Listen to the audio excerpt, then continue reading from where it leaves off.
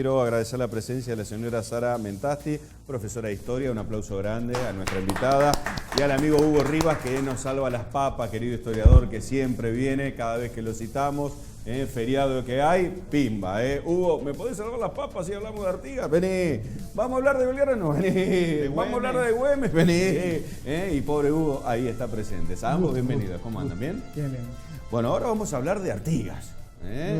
Y va a haber un evento este fin de semana. Cuéntenos de qué se trata y después nos vamos a meter un poquito en el tema de la vida y la implicancia del artiguismo hoy, ¿no? Cuéntanos qué evento va a haber. Bien, el día 29 de junio a la hora 10 de la mañana en la Facultad de sábado, a la hora 10 de la mañana en el salón, en una de las aulas número 3 de la Facultad de Ciencias de la Educación de UNER, sí, en calle Buenos Aires, frente a la Plaza Alvear. Vamos a contar con la presencia distinguida de la doctora Ana Frega. La doctora Ana Frega es historiadora de la República Oriental del Uruguay, desde hace muchos años dedicada a la investigación y la docencia sobre la historia nacional de su país, regional particularmente, que involucra también a nuestra provincia. Sí.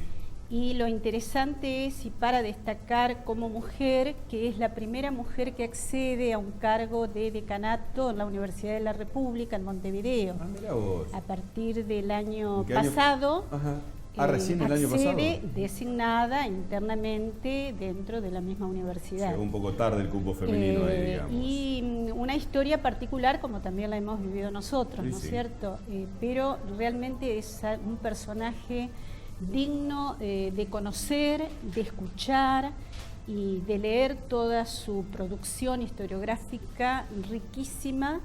Ella es profesora de historia, egresada de un profesorado terciario, hizo después la carrera de licenciatura en Ciencias de la Educación y es doctora en Historia, egresada de la Universidad Nacional de Buenos Aires. Bueno, mirá qué interesante. Ya con ella contamos hace unos años, ha venido acá a Paraná en varias oportunidades, y la que recuerdo porque tuve la oportunidad de conocerla fue en el 4º Congreso de Historia de Entre Ríos que se hizo allá por el año 2001 en Concepción del Uruguay. La temática va a girar en torno a las implicancias sociales del proyecto artiguista, ¿no? Exactamente. Ese va a ser el eje temático. Y a ver, ¿cómo lo podemos traspolar después de que ha pasado tanto tiempo? Y entre los uruguayos y entrerrianos somos la misma sangre, los charrúas somos la misma sangre. En el pasado peleamos juntos. Y después, bueno, como siempre, el diablo mete la cola. No se para. Exactamente, pero somos hermanos de sangre de toda la vida, claramente. Si podemos ¿qué podemos traspolar de esas implicancias sociales del proyecto artiguista de aquella época al día de la fecha? Bueno, en realidad estamos bastante lejos de lo que era el proyecto artiguista. Cuasi nulo. Muy lejos, sí. Era un proyecto muy redistribucionista de la riqueza. Nos quedó el puente nomás, sí. Claro, riqueza que en ese momento era básicamente la tierra y que la distribuía entre aquellos que más necesitaban. Entonces, esto fue parte de los conflictos que tuvo con la oligarquía porteña, que muchos de los cuales eran dueños de tierras en la banda oriental. Pero realmente la que lo tiene claro acá a la historia de Artigas es la profesora. Sí, yo voy a tomar una frase de Ana, que la verdad es interesante de todo lo que ella ha escrito acerca de la historia regional y particularmente también del pensamiento artiguista. Pero ella dice lo siguiente, y nosotros como Instituto Federal de Estudios e Investigación José Artigas de Entre Ríos adherimos, ¿no? Ella dice que la importancia de Artigas está en su búsqueda de la igualdad social, ¿no? Y lo otro que dice, la historia no está hecha por hombres sobrenaturales, como a veces consideramos a los héroes, sino por personas que lograron concentrar las ideas de su momento y que contaron con la capacidad de ser líderes, recuperaron la idea de comunidad, y las de Artigas son ideas de un hombre real, que es historia, como decimos, porque es presente. Hugo puede seguramente incorporar también desde el pensamiento artiguista las ideas particulares, pero sinceramente uno de los hombres de la historia que particularmente en nuestra región bregó y luchó afanosamente por la libertad, por la igualdad. Él tenía un afecto particular por los pobres, los más necesitados, no lo estamos inventando porque lo dice la historia, como decía Hugo, la búsqueda de esa distribución de la riqueza, amén de que él venía de una familia fundadora, digamos, de su país y de Montevideo, una de las familias patricias, pero sin embargo su espíritu se volcaba hacia eso. Le decían el padrecito de los indios. Los próceres argentinos también, grandes de ellos han sido de patricios, han sido fundadores, Belgrano, familias que han sido acomodadas. Güemes hablábamos la otra vez, han sido personalidades que podrían haberse quedado cómodos en el lugar donde estaban y decidieron patear el tablero. Para llevar la voz entre castas muchas veces es necesario partir de la igualdad de castas, ¿no? Y por eso un poco tiene mucho que ver con la posición que tenían los próceres en esa época. No surgían los grandes líderes de abajo, de bien abajo, sino de las propias castas dirigentes o las castas más altas de la sociedad. Pero más allá de esto, yo les quería preguntar, ¿no? Porque Artigas fue una persona, un militar, un político rioplatense que básicamente la idea de él era no solamente la independencia de España, sino la independencia de las provincias de un centralismo, digamos, de un gobierno central. Y la idea era, y por ahí el paralelismo que hoy te preguntaba Horacio, un poco hace un tiempo atrás hablábamos de la lucha por las autonomías provinciales. Y en esto creo que hay parte de este proyecto artiguista, esta filosofía, donde las provincias son autónomas y, bueno, rinden cuenta, por supuesto, y se relacionan con una capital, pero más allá de eso, esa capital debe respetar las autonomías como entes totalmente independientes de un poder central, ¿no? Esto un poco es la búsqueda en el momento, en esa época, que era una visión bastante, digamos... utópica para esa época. Bastante compleja, ¿no? Desde el punto de vista de las ideologías, pero básicamente él supo llevarla y por ahí luchar contra el centralismo porteño, que ya se manifestaba en esa época, ¿no? Sí, sí. En realidad él partía de una soberanía popular que estaba más vinculada a las comunidades, los cabildos y demás, que después se fue configurando lo que son las actuales provincias y lamentablemente una república aparte.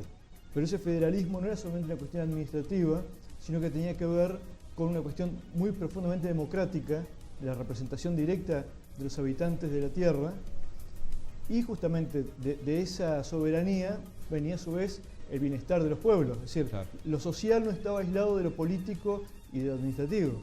Entonces, lo que va a tratar Ana Frega seguramente tendrá que ver con esa dialéctica, ¿no?, entre lo social y lo político, lo económico. Perfecto. Y la navegabilidad de los ríos. La navegabilidad de los ríos Uruguay. El rol de los puertos. El tema de los puertos, la lucha tremenda sobre esos intereses, ¿no es cierto? Exacto. Donde querían centralizar todo para el lado de Buenos Aires y acá, por supuesto, Entre Ríos a la cabeza con la República, la que después pasaría a ser la República Oriental del Uruguay, forcejeaba por los puertos propios, la navegabilidad de los nuestros. Además, pensar también que Artigas no pensaba, digamos, a la banda oriental como un país aparte, en realidad hablaba de la unión. Esa idea de integración también es uno de los principios y valores que hoy se recupera también en el tratamiento de la navegabilidad de los ríos.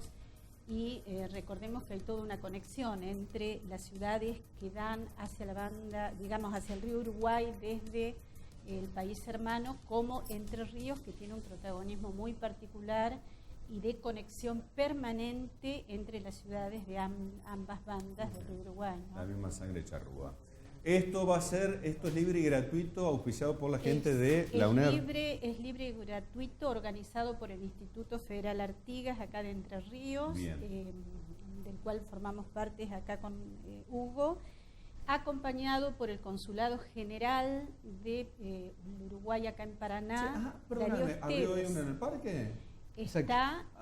me parecía la otra está vez, acá. miro así, montando la bandera de Uruguay, digo que abrieron un consulado hace Falta muy Es el que poco. consulado general Sí. existente en Gualeguaychú, ahora existe acá en Paraná y Mirá. tiene competencia sobre, en relación al Uruguay, sobre Entre Ríos, la provincia de Misiones y Monte Caseros de Corrientes. Lugar hermoso, se Darío- ubicaron ahí en la barranca del río Paraná, Darío- muy lindo, muy, sí, sí. muy lindo. Darío Esteves es el cónsul. Acompaña también esta actividad la UNER, a través de la Facultad de Ciencias de la Educación, y la Universidad Autónoma de Entre Ríos, tanto la doctora Mabet como también Darío Esteves, la decana de la facultad, Gabriela Bergomás, Ajá. y también el rector de WADER, Aníbal Sattler, le van a dar la bienvenida en el inicio de la actividad el día 29 de junio, y a la vez hay toda una agenda preparada para ella, y a pedido de ella, ya que estamos en el día que me gustaría hacer, si me permitís, Adelante, después un corazón. comentario Sí, sí, respecto sí, a sí, Paraná, sí. pero la Sí. actividad del 29 queríamos cerrar, libre y gratuita, por supuesto, para todos los interesados.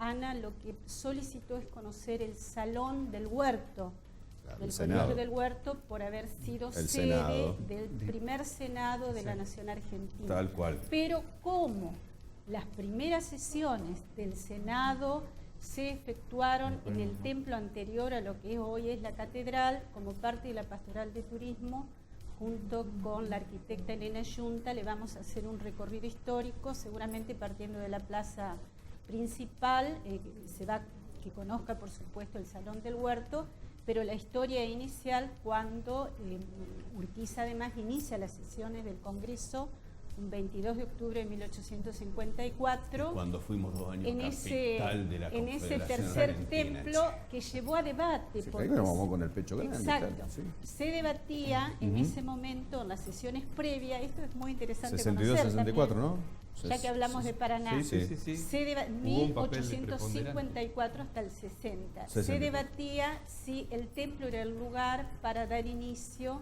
a las sesiones, un debate sumamente interesante que invitamos a los paranaenses a conocer. Sí, señora. Muy bien. No sé, Hugo, qué nos estaría faltando para decir. No, creo que ya es suficiente.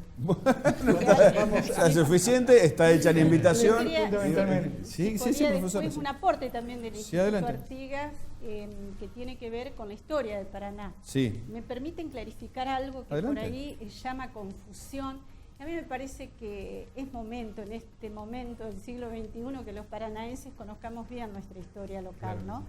Es parte de esa historia regional de la que habla Ana Frega también.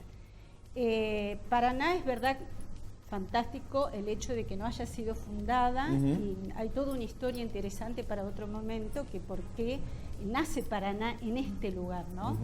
Y que la fecha inicial de Paraná no es el 25 de junio de 1803. Ha sido instituido como Día de la Ciudad por Cuando se consagra varias Villa. gestiones políticas anteriores, y del color que sea, todos han tomado, y bienvenido sea la elevación a Villa, que tuvo el primer alcalde, Andrés Paso, y a la vez también el primer cabildo, que duró muy poquitos días, pero bueno, fue de regocijo, de fiesta y demás, bajo la advocación de Nuestra Señora del Rosario, como dice el historiador Pérez Colman y dice la documentación. Pero en realidad la fecha inicial de Paraná es cuando, al no poderse fundar políticamente un pueblo que estuviera en este lugar donde se conoció como La Baxada, el gobernador de Buenos Aires, Mauricio Zavala, le pide a la iglesia que creara una parroquia. La parroquia va a ser la primera organización política administrativa que va a tener la provincia de Entre Ríos, y Paraná justamente nace como Con la primer parroquia. documento el 23 de octubre de 1730. Que es la parroquia La Baxada. Exacto. Por eso decimos que Paraná tiene casi Múltiples 300 fundaciones, años sí, de señora. vida. Hoy, Y el hoy lo decía 26 en la radio, Ajá. en el NT14, justamente, hoy preguntaba, ¿y cómo se llamó la parroquia que le dio vida justamente al lugar? Y bueno, justamente fue la parroquia Paraná, de que Paraná. tuvo la primera escuela, tuvo la primera organización política. Sí, la señora. verdad que es apasionante la historia, así que en este día invitamos a los paranaenses A celebrarlo. a conocerla. Sí, y a nos consagramos en celebrar. Villa, pero ¿sigue existiendo parte de esa parroquia? No, nada. Y la parroquia es la parroquia, hoy que conocemos es la parroquia Nuestra Señora del Rosario, que digamos su jurisdicción hacia la zona centro de la ciudad. Sí. Hay varias parroquias, el centro tiene varias, Sí. pero lo que era la parroquia Esa antiguamente primera, la- involucraba Nogoyá, digamos, otros departamentos. sí. Por eso es tan interesante porque es la base de la organización política de la provincia. Así fue. Un alcance regional. tenía. Así fue. Exactamente, tenía un alcance Sí, sí, sí. regional. Gracias a ambos por venir, ¿eh? No, por favor, Y gracias feliz a día ustedes. de la ciudad, aunque estemos de antes. Señor